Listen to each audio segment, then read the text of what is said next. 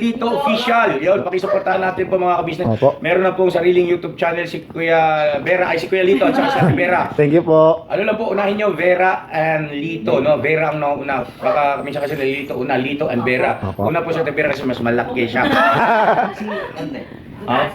So yun na mga kabisnes, salamat po ha, supportahan natin sila. Thank you so much. Thank you po. Hello po mga kabisnes, Vera and Lito official dito. Yan. Official na po sila mga kabisnes. Apo. Na sila Thank ay you po.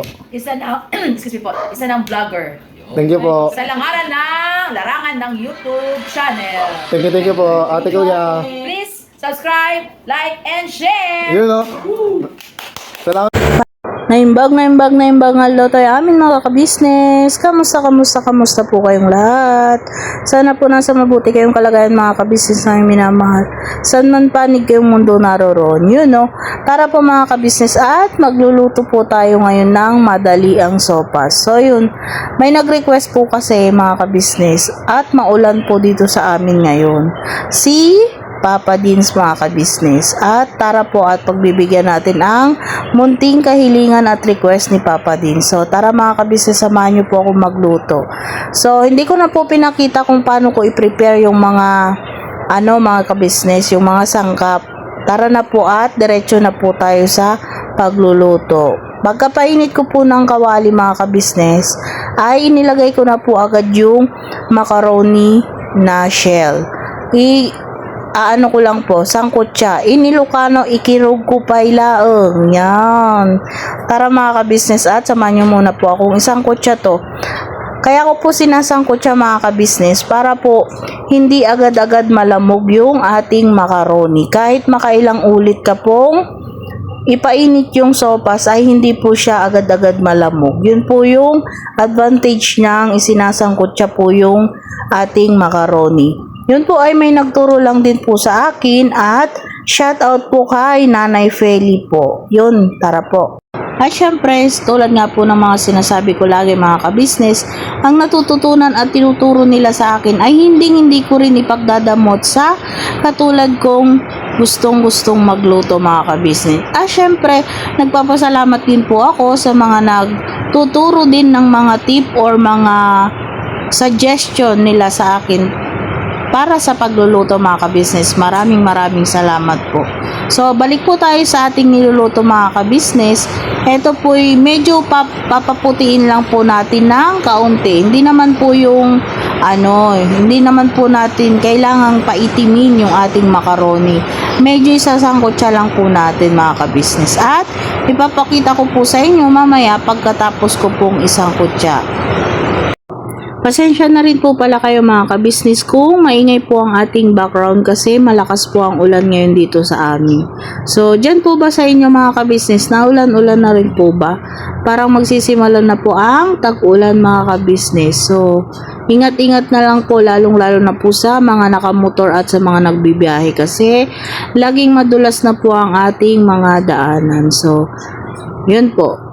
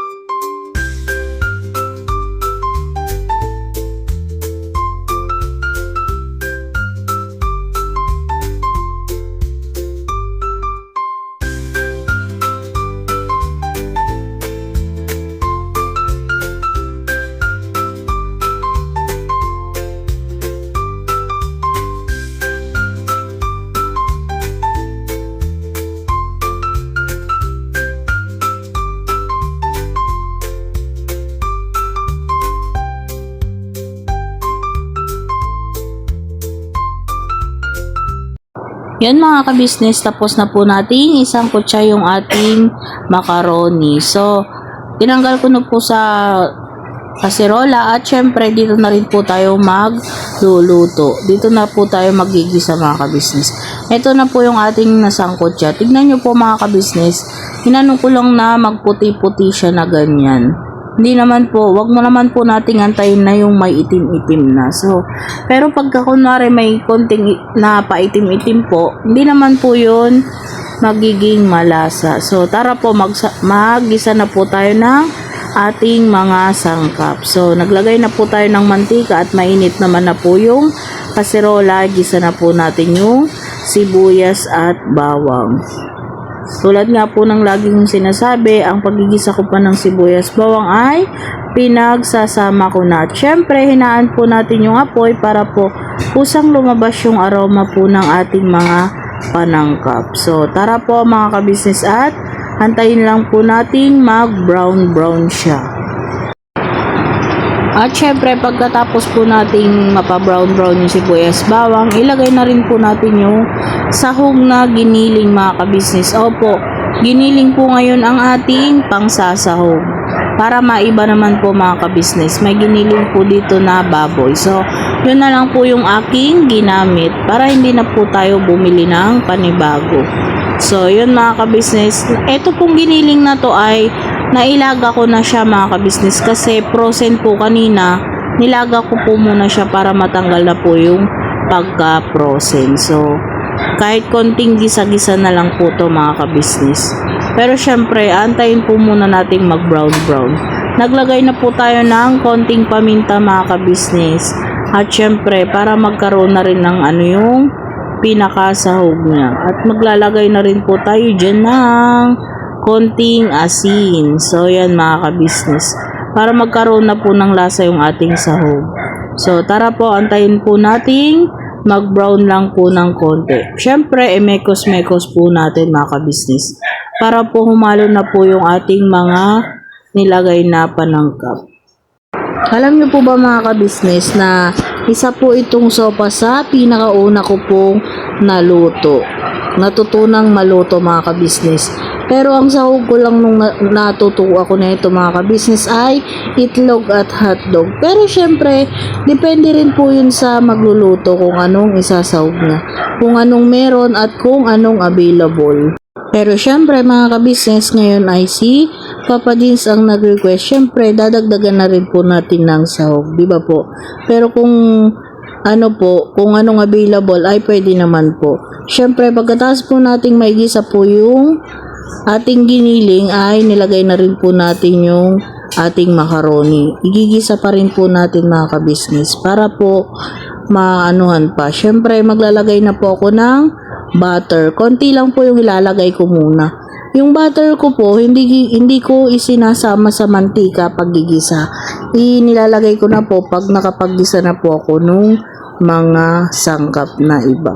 So, ganyan po ako magluto mga ka-business. At syempre, tulad nga po ng aking laging sinasabi, ang aking version ng pagluluto ay version ko lamang po. Syempre, may version din po kayo. Alam ko po na iba-iba po tayo. Pero pagka gusto nyo pong ituro ay open po ang comment section at malugod ko pong tatanggapin yung inyong mga turo mga ka-business. At syempre, malaking pasasalamat ko na rin po at dagdag kalaman ko na rin po yung mga ganong turo nyo sa akin. At eto na po mga ka-business, balik tayo sa niluluto natin. Naglagay na po ako ng sabaw mga ka-business. Pinakulo ko na po yung sabaw na yon para po mabilis na. Hindi na po magtagal sa pagpapakulo. At dinagdagan ko pa po ng galing sa thermos. Bagong pakulo ko rin po yun kanina.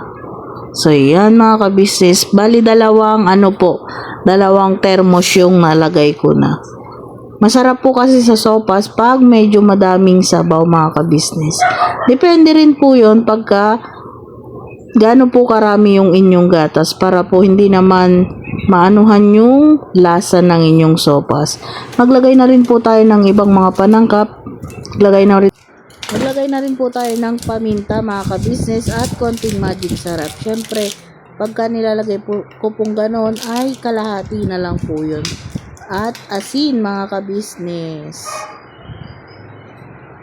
At syempre, mekos ulit mga kabisnes. Ayan o, antay-antayin na lang po natin, medyo lumambot yung ating macaroni mga kabisnes. Takpan po muna natin. At kukunin ko na rin po itong pagkakataon na to mga kabisnes para magpasalamat at maglambing sa inyo mga kabisnes na patuloy po nating suportahan lalong-lalo na po ang Kabisnes Official, Kabisnes Family, Papa Dins TV at syempre yung kay Mars, Mrs. Kabisnes Official. At syempre mga kabisnes sa mga kapatid naming kagwangs. At isama na rin po natin lahat ng reactors. At wag nyo pong kakalimutan ang Vera and Lito. Ayun na, patalastas lang po tayo muna sandali mga ka-business, ano? So ayun po, kami po ay dealer ng mga sewing machine. Iba-ibang klase mga sewing machine po, high speed, aging, piping, etc. Ano po, household, industrial. Meron po tayo niya mga ka-business. So doon sa mga inquiries po, paki-message nyo po yung Facebook page namin. At paki-contact rin po kami sa aming cellphone number. Maraming salamat po mga ka-business. So ayun, tuloy na panonood. Discover! At pati na rin po pala kay Medyo Kagwang Official at kay Editor Darrell Official mga kabisnes. So, tignan na po natin kung malambot na po ang ating macaroni. Nilagay ko na rin po pala yung mga kabisnes, yung carrots at yung siling pula. Lara po ba sa Tagalog. At ating ilalagay na rin yung hotdog. Malapit na pong maluto mga kabisnes. Ganyan lang po ako magluto ng sopas. Pagkalagay ko po ng hotdog mga kabisnes, pakulo lang po ng konti at lalagay na rin po natin yung mga ibang halo pa. At yan mga kabisnes, kumukulo-kulo na po, ilalagay na rin po natin yung ating repolyo. Pinahuhuli ko po talaga yan kasi mas maganda po yung may pagka-crunchy-crunchy pa yung repolyo. At syempre, may nilaga po akong itlog at hinahati-hati ko na rin po. Ganyan po ako magluto ng sopas mga kabisnes. May itlog po talagang nilaga. So, ayan po, konting kulo na lang po at ilalagay na rin po natin yung mga gatas. So, ayan mga kabisnes, naglagay po tayo ng 2 gatas. Yun. Masarap po yan mga kabisnes at ma-creamy. Syempre, para kay Papa Dins at sa buong family kabisnes. Pero minsan mga kabisnes, naglalagay din ako ng Nestle cream para mas creamy or yung mga kabisnes. Or yung corn soup na may mushroom. Corn soup sa Knorr. Yun mga kabisnes, masarap din po pag nilagyan ng sopas ng ganon. So, yan po mga kabisnes, konting kulo na lang at okay na ang ating sopas. At naglagay pa po pala ako dyan ng isang latang gatas mga kabisnes. Hindi ko na po nakuhanan at di ko po pala napindot yung cellphone. Business, grabe. Ngayon niya. Papa. Kasi kayo nagluto nito. Sino nagluto niyan? Marami, sarap. Nasa kusina ba? Sira na naman. Alin? Dahil Diet? nagluto, hindi masarap eh. Walang Patay. tayo kumain eh. Patay tayo dyan. May basher doon. Tulog na lang tayo. Ha? Teo? Te. Tulog tayo. Di masarap magluto si Bella eh. Si ate pa naman nagluto niyan. Siya rin eh, pero nagluto niya, hindi masarap magluto. Kumusta ya? Sakto-sakto. Maru. Dalawang balik. Nakaw, sira na naman ang diet. Di wow. Di wow. Kain na Kuya Bong. Yes, Dam. Bakit ba mga kabisnes? Aprobado. Ano yan ni? Aprobado. Masarap yung ulam sa kanin. Opo. Tama-tama na ulan, no? Opo. Ulam, sakto yung niluto mo tiyan. Kinuha yung mga ulam ko. Mga kabisnes. Ayos, ganyan. Yan, no? Nakakot na ako eh. Baka kung saan naman natin. Babay na. Kain po tayo mga kabisnes. Okay. Maru. Hindi na lang pagsalita. Paps, kumain ka na? Okay, kumain na ako. Sarap. Pero babalik pa ako maya-maya. Ayan, no? Si Papa Dins po yung nag-request kasi maulan daw po. Opo, tsaka sinisipon kasi kami. Yan o. At para tulong sipon. Yan o. Nagre-request kasi yung mga ka-business pops na pitikan ko daw kayo habang nakain pag nagluto ko. Kasi daw baka hindi kayo nakain. Nakain po kami mga ka-business. Ang sarap nga po. Yan o. Yes, no? Yan o. Ayan. Uy. Nag-email lang po ako ngayon kasi malipas ang oras na. Opo. Thank you, Pops. Opo, thank you din po. Salamat sa masarap na luto. Opo, welcome po. Pag may request ka, Pops, request ka lang. Thank you Siguro po. sunod dyan, lechong kawali. Sige po. Lechong kawali. Putok-batok, Pops. Tutok-batok, pambihira. Sige po. Thank you, Te. Thank you, Pops. Alright.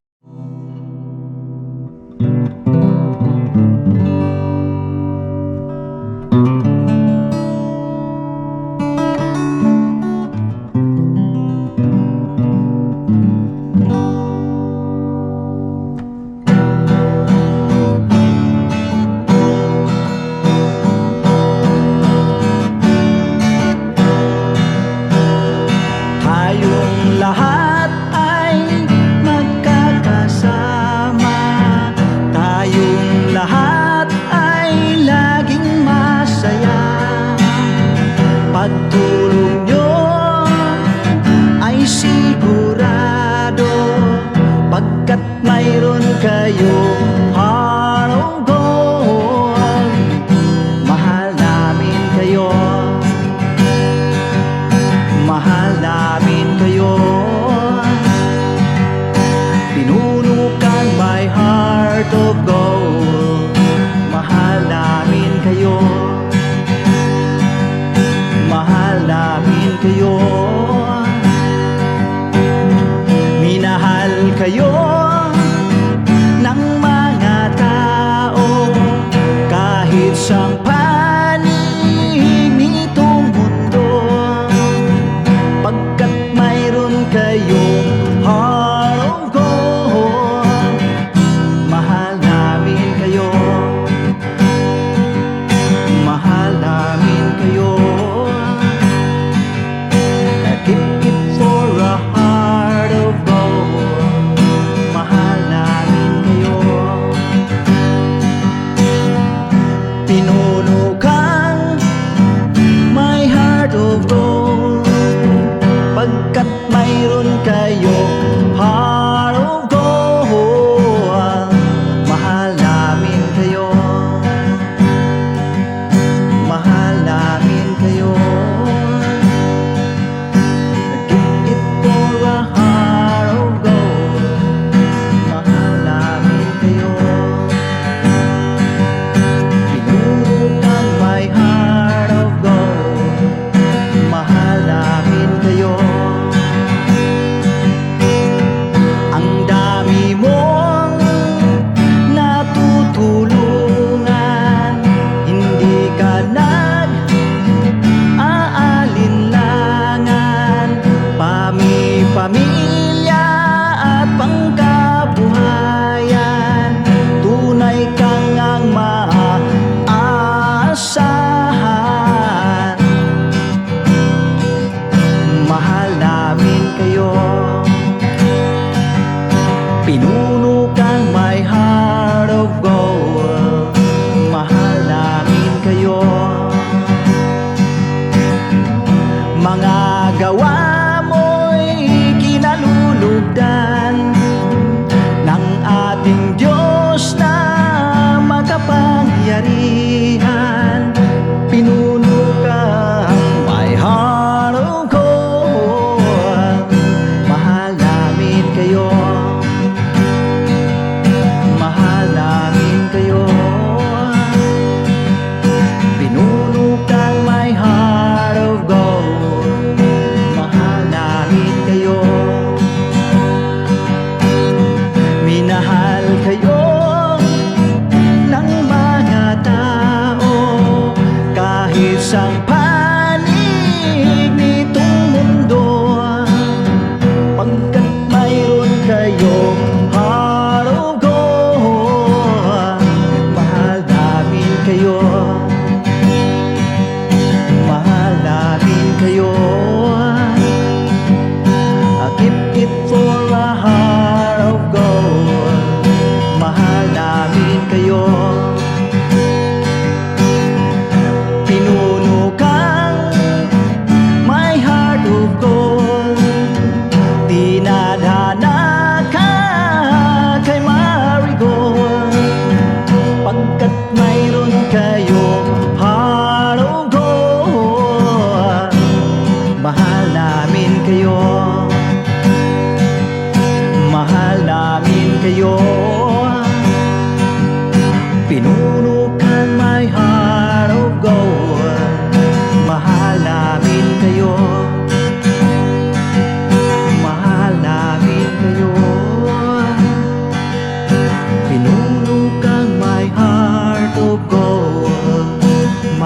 namin kayo.